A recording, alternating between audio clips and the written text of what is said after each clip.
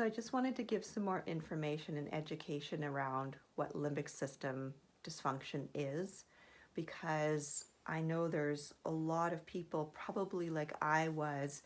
It took me 2.5 decades to find DNRS, and it's only been around for 12 years. So, it wasn't even there when I probably first needed it, and a lot of people are not aware of it yet.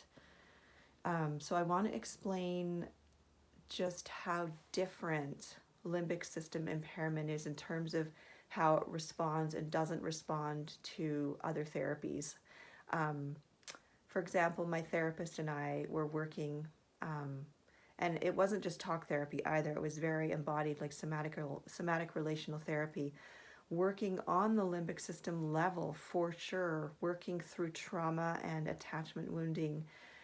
But what we didn't realize is that I had this level or degree of trauma looping or complexity of traumas interweaving to this point where basically the brain goes rogue and the limbic system kind of takes over like a tantruming 3 or 4 year old, and you just can't talk sense into it. So like my therapist and I would, I would do like a huge breakthrough session, like a rebirthing or something, like really a big shift, and then the next week or even the next day it was like it didn't stick.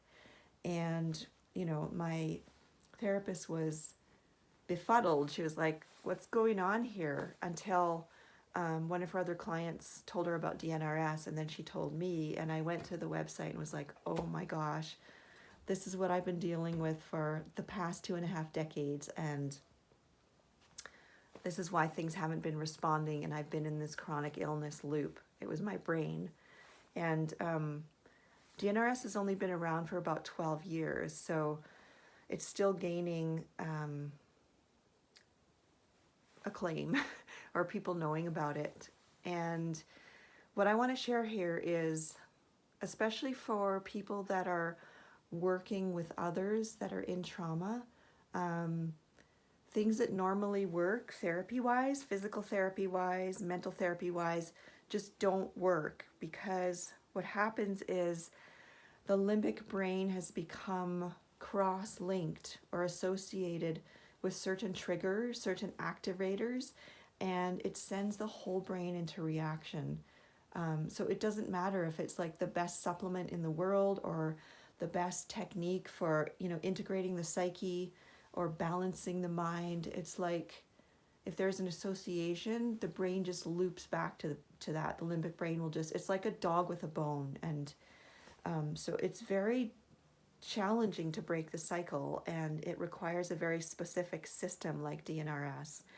So I was having a talk with a family member last week, and this really revealed to me like how much education is needed, because I was telling her that I'm limiting my schedule right now to one kind of fun, active novel, or requiring my social or requiring my mental capacity per day, and just like really starting where I'm at in terms of my energy levels and what I can plan ahead.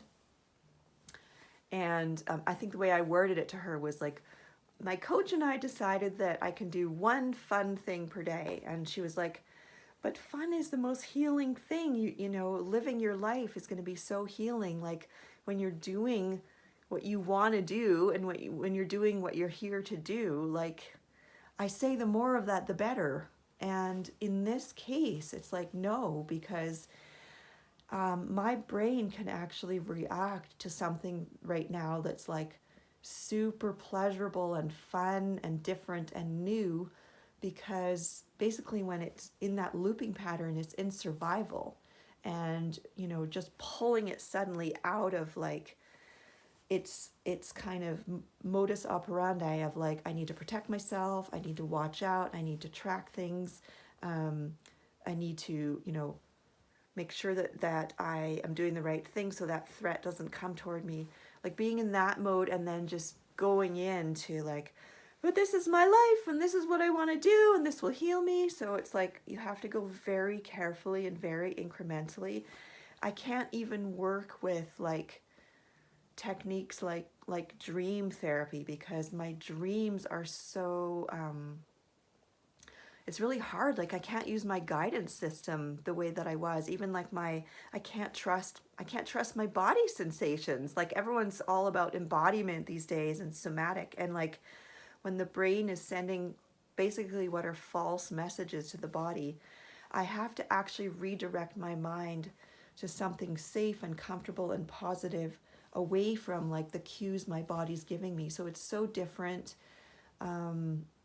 I can't work with my dreams in the same way as messages, because a lot of the dreams are obviously just that limbic looping, reoccurring nightmares, PTSD type stuff. And it's just a symptom of my brain's process right now, rather than like, guidance breaking through per se.